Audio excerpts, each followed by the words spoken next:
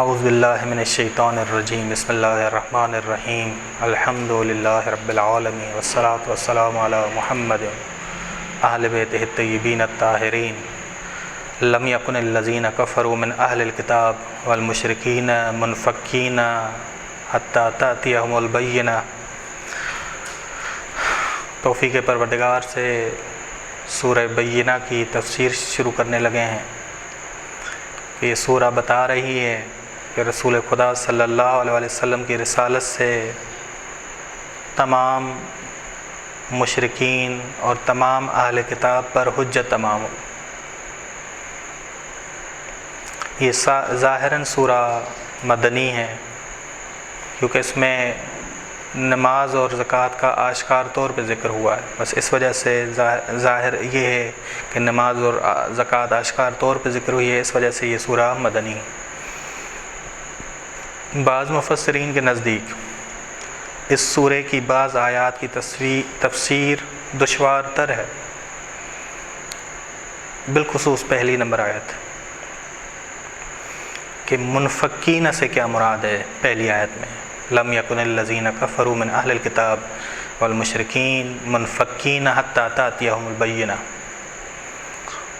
یہ منفکین سے کیا مراد؟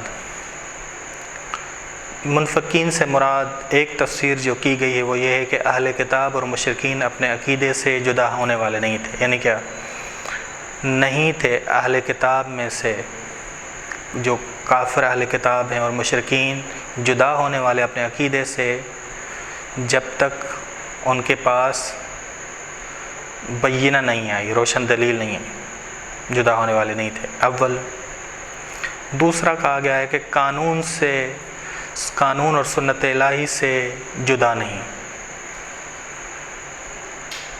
کہ نہیں ہیں اہل کتاب اور مشرکین قانون الہی سنت الہی سے جدا یہاں تک کہ ان کے پاس بینہ آ گئی۔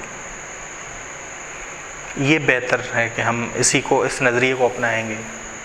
تیسری کہ اہل کتاب اور مشرکین کا کوئی اختلاف نہیں تھا آپس میں۔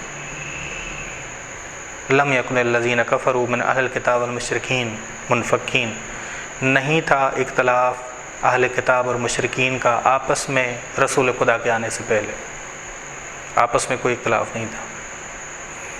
بس یہ تفاسیر کی گئی ہیں۔ منفکین بس دشوار ترین، بعض مفسرین کہتے ہیں کہ دشوار ترین قرآن کی صورتوں میں سے جس کی تفسیر مشکل ترین سورہ اور اس کی یہ آیت مشکل ترین آیت ہے کہ جس کی بس اگر قرآن کی ساری آیات کی طرف رجوع کیا جائے تو مشکل کا پہلا درجہ کم ہو جاتا ہے۔ جب آپ پورے قرآن کو دیکھیں، مد نظر رکھیں تو مشکل ختم ہو جائے گی۔ بس جو شخص پورے قرآن کو مد نظر رکھتا ہے مشکل اس کی کم ہو جاتی ہے۔ بعض آیات کی مدد سے مشکلات حل کرنے میں آسانی ہو جاتی ہے۔ بس بعض آیات دوسری لے آئیں کیونکہ قرآن کی تفسیر کرتا ہے، قرآن کی بعض آیات قرآن کی تفسیر کرتی ہیں، ٹھیک۔ بس بعض آیات کی مدد سے مشکلات کو حل کرنے میں آسانی ہو جاتی ہے۔ پھر آہستہ آہستہ جب ہم غور کرتے جائیں گے قرآن کی آیات میں تو شفاف اور روشن معنی ظاہر ہونے لگتے ہیں، آشکار ہونے لگتے ہیں۔ بس ملانا ہے، غور کرنا ہے، تدبر کرنا ہے تو آہستہ آہستہ معاملہ روشن تر ہو جائے گا۔ بس خداوند عالم ہر چیز کا خالق ہے، اللہ خالق کل شیء، اور وہی رب العالمین ہے کہ الحمدللہ رب العالمین، خالق کل شیء بھی وہی ہے، رب العالمین بھی وہی ہے۔ ایسا نہیں کہ خدا نے بنا کے پھر کسی اور کے حوالے کر دیا ہو۔ ہر چیز کی تربیت اور پرورش مختلف اور مشخص ہے، ہر چیز کی تربیت الگ الگ ہے اور مشخص ہے۔ نباتات کی تربیت، درخت کی تربیت، بادل کی، حیوانات کی تربیت الگ الگ، پرورش الگ الگ۔ انسان کی تربیت الگ ہے، یعنی مشخص ہے کہ الگ ہے۔ تعلیم اور تزکیے کے سائے میں انسان کی تربیت، اسے تعلیم چاہیے، اسے تزکیہ چاہیے، اسے تزکیہ چاہیے۔ خداوند عالم نے اس کے لیے الہی رہبر اپنی جانب سے ہدایت یافتہ ہادی مہدی جو تھے، وہ ہدایت یافتہ ہادی ان کی طرف بھیجے، انسان کی طرف بھیجے، تاکہ انسان درست مقصد تک پہنچے، درست مقصد تک پہنچے۔ بس انسان کو یہ حضرات، یہ الہی رہبر آئیں، آشنائی کروائیں کس سے، کہ کہاں سے آیا ہے، مرنے کے بعد اس نے کہاں جانا ہے، اور کس لیے وہ خلق ہوا ہے۔ آ کے ان رہبروں نے سکھایا۔ اگر ہادی اور مہدی جو خدا کی طرف سے ہدایت یافتہ ہے، ایسا ہادی اگر خدا نہ بھیجتا تو یہ لوگ خدا کو کہتے کہ خدا ہم نہیں جانتے تھے کہ ہم کہاں سے آئے ہیں، ہم کہاں جا رہے ہیں، اور کس لیے ہم پیدا ہوئے ہیں، کیوں تو نے ہمارے لیے ہادی نہیں بھیجے، کیوں تم نے ہمارے لیے راہ معین نہیں کی، راہ نہیں بتائی کہ یہ راہ ہے جس پہ چلو، کیوں راہ بتانے والے نہیں بھیجے۔ تبھی خداوند عالم کہتا ہے سورہ بقرہ میں دیکھیں، رسولن مبشرین، ایسے رسول بھیجے خدا نے جو خوشخبری دینے والے ہیں۔ کن کو؟ جو راہ پر چل رہے ہیں، جو راہ پر چل رہے ہیں انہیں خوشخبری دینے والے ہیں۔ ومنذرین، جو راہ راست سے ہٹے ہوئے ہیں، اول اور دوسروں کو بھی راہ راست سے ہٹانے کی کوشش کرتے ہیں، انہیں خبردار کرنے والے ہیں۔ لِأَلَّا يَكُونَ لِلنَّاسِ عَلَى اللَّهِ حُجَّةٌ، تاکہ قیامت کے دن یہ لوگ خدا پر حجت نہ قائم کریں کہ کیوں تم نے ہمیں ہماری طرف رسول نہیں بھیجے، ہدایت یافتہ نہیں بھیجے۔ حجت تمام کرنے کے لیے خدا نے بھیجے، حجت تمام کرنے کے لیے خدا نے بھیجے۔ اس کے بعد کہا وَقَانَ اللَّهُ عَزِيزًا حَكِيمًا، خدا غالب اور حکمت والا۔ بس خدا غالب ہے، حاکم ہے، قوانین بھی وہی بھیجے، عالم ہے، حکمت والا ہے، قوانین بھی وہ بھیجے، قوانین بھی وہ بنائے، قوانین بھی وہ بنائے۔ بس للہ جنود السماوات والارض، سارا خدا کا لشکر ہے، ساری خدا کی مخلوق ہے، ہر چیز خدا کا لشکر ہے، ہر چیز خدا کی مخلوق ہے، خدا کے حکم کے تحت ہے۔ خدا نے ساری چیزیں مسخر کی انسان کے لیے، انسان کے لیے، اور انسان کے لیے قوانین بنائے، قوانین بنائے، اور قوانین کو پہنچانے کے لیے انبیاء بھیجے ہیں، اجرا کرنے کے لیے بھی انبیاء بھیجے کہ قوانین کا اجرا کریں۔ ٹھیک، بس لم یکن الذین کفروا من اہل الکتاب، یہ سنت خدا ہے، یہ سنت خدا ہے، کہ خدا کی سنت ہے کہ خدا قوانین بھی بھیجتا ہے، انبیاء کو بھی بھیجتا ہے، قوانین کے اجرا کرنے والوں کو بھی بھیجتا ہے، ہدایت کرنے والوں کو بھی بھیجتا ہے، تاکہ رسلاً مبشرین و منذرین کو بھی بھیجتا ہے، خوشخبری دینے والے، خبردار کرنے والے، تاکہ حجت تمام ہو جائے۔ یہ سنت الہی ہے، یہ قانون الہی ہے۔ لم یکن الذین کفروا من اہل الکتاب والمشرکین منفکین، اس قانون الہی، سنت الہی سے کوئی جدا نہیں ہے۔ معاملہ آ کے کہاں تک پہنچا؟ اہل کتاب جو کافر تھے اور مشرکین اس قانون الہی سے حتیٰ تأتیہم البینہ، یہاں تک کہ روشن دلیل ان کے پاس رسول خدا آئے، بینہ نہیں رسول خدا صلی اللہ علیہ وسلم۔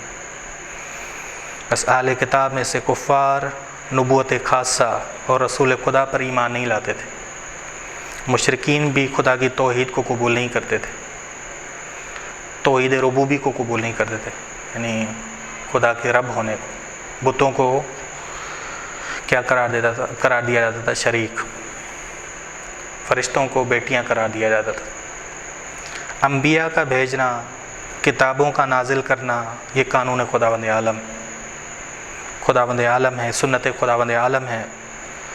بس جس طرح پانی اور ہوا کے بغیر معاشرہ زندہ نہیں، اسی طرح کتاب اور انبیاء علیہ السلام کے بغیر، قانون الہی کے بغیر معاشرہ زندہ نہیں۔ جس طرح پانی اور ہوا چاہیے، اسی طرح کتاب چاہیے، شریعت چاہیے، شریعت پہ عمل کرانے والا، ہدایت دینے والا بھی ہونا چاہیے، ہدایت دینے والا بھی ہونا چاہیے۔ بس یہ خداوند عالم کی سنت ہے۔ بس خداوند عالم نے قانون بنائے، کیونکہ خدا ہر چیز کا خالق ہے، عالم ہے، قادر ہے، غالب ہے، حکمت والا ہے۔ اس خداوند عالم نے قوانین بنائے، اور الہی رہبر، قوانین یعنی قرآن، کتابیں، اور ان کتابوں کے ساتھ رہبر بھی بھیجے، بس اس سنت سے کوئی جدا نہیں، اس سنت سے کوئی جدا نہیں۔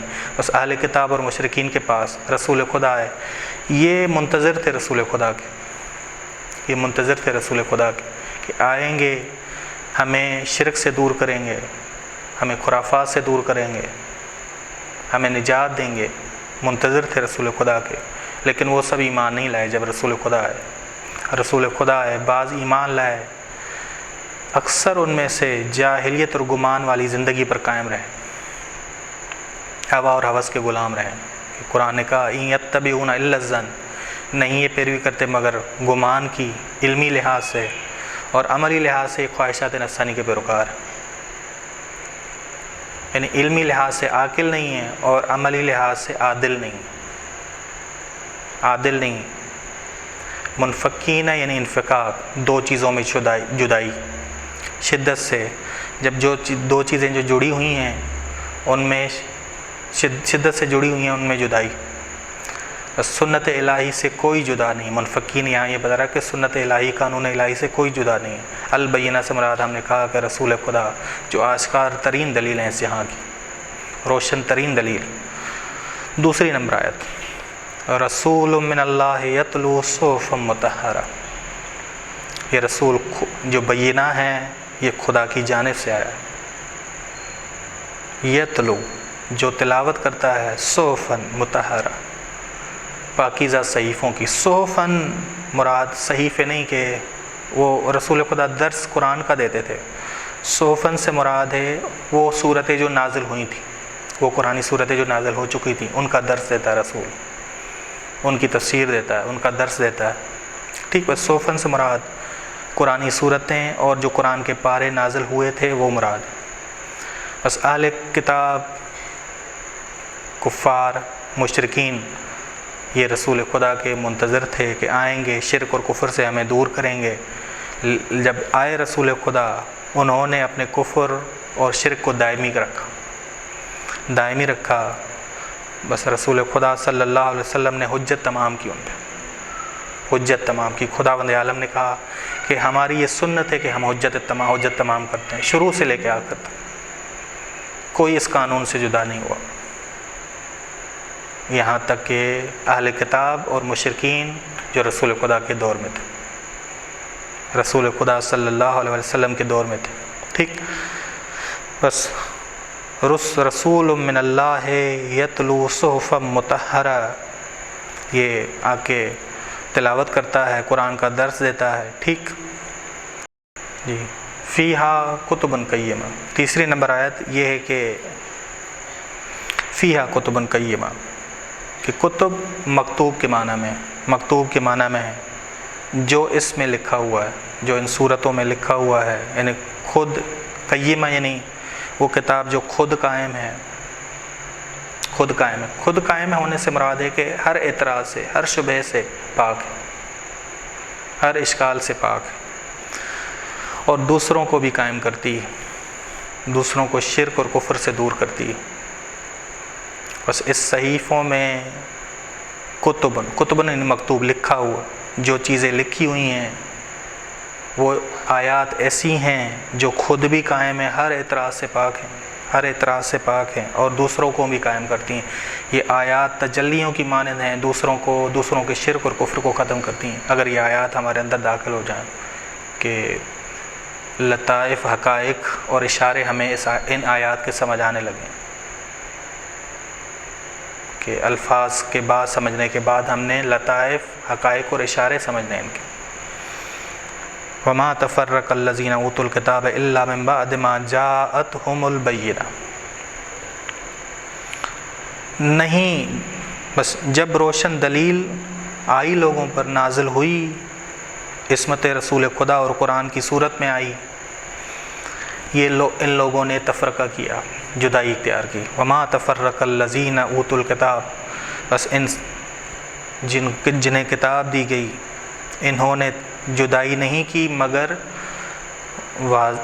روشن دلیل آنے کے بعد۔ روشن البینہ یعنی رسول خدا اور قرآن کریم رسول خدا کے آنے کے بعد، ان کو سمجھنے کے بعد، ان کی باتیں سمجھنے کے بعد، انہوں نے عالمانہ اور عمدن راہ باطل کو چنا، راہ باطل پر چلے اور دوسروں کی راہ کو بھی بند کیا، دوسروں کو بھی گمراہ کیا، لے گئے رسول خدا کے مقابلے میں کہ آؤ محمد سے لڑتے ہیں جنگ بدر میں، رسول خدا کے مقابلے میں کھڑا کیا، بس خود بھی گمراہ ہوئے، دوسروں کو بھی روکا۔ اختلاف دو قسموں کا ہے، ایک اختلاف ہے علم آنے سے پہلے، ایک اختلاف ہے علم آنے کے بعد، جو قابل مذمت، یہاں قابل مذمت اختلاف کی بات ہو رہی ہے، جو علم آنے کے بعد، روشن دلیل آنے کے بعد، قرآن اور رسول خدا صلی اللہ علیہ وآلہ وسلم جو روشن دلیل ہیں ان کے آنے کے بعد۔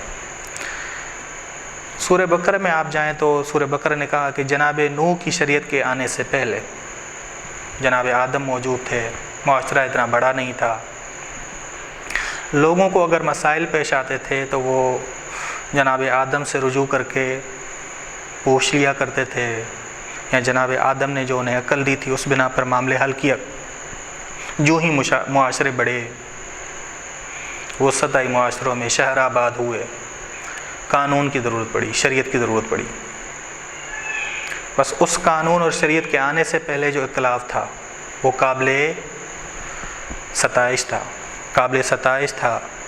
وہ ایسے اختلافات تھے کہ وہ پوچھتے تھے کہ لوگوں کے حقوق کیا ہیں، احکامات کیا ہیں، احکامات کیا ہیں، فلاں چیز کو کیسے چلائیں، کیسے اس کو منظم کریں۔ بس علم آنے سے پہلے یہ اختلافات ہے۔ علم آنے کے بعد اختلافات کہ انبیاء علیہ السلام آئے، انبیاء علیہ السلام جیسے رسول خدا صلی اللہ علیہ وسلم آئے، ان کے پاس آئے جو منتظر رسول خدا تھے، رسول خدا نے توحید سمجھائی، رسول خدا نے حق آشکار کیا، رسول خدا نے ان کو انجیل کی، توریت کی باتیں سنائیں کہ بھئی تم کہتے ہو کہ ہم انجیل کو ماننے والے ہیں، توریت کو ماننے والے ہیں، تم توریت اور انجیل پہ بھی پورے نہیں اترتے۔ انہوں نے جب رسول خدا کی باتیں سنی کہ ہاں یہ تو ہمیں کہہ رہا ہے کہ ہم توریت اور انجیل کی باتوں پہ بھی پورے نہیں اتر رہے، علم آنے کے بعد، آشکار ہونے کے بعد، رسول خدا کو بھی جانتے تھے، اپنے بیٹوں کی ماں جانتے تھے، قرآن نے کہا، انہوں نے رسول خدا کا انکار کیا، قابل مذمت اختلاف میں پڑ گئے، قابل مذمت اختلاف میں پڑ گئے۔ وما تفرق الذین، نہیں جدا اختیار کی انہوں نے بینہ سے، روشن دلیل سے، قرآن سے، رسول خدا سے، جنہیں کتاب دی گئی، الا من بعد، جنہیں کتاب دی گئی، کیونکہ زیادہ حصہ ان کا تھا۔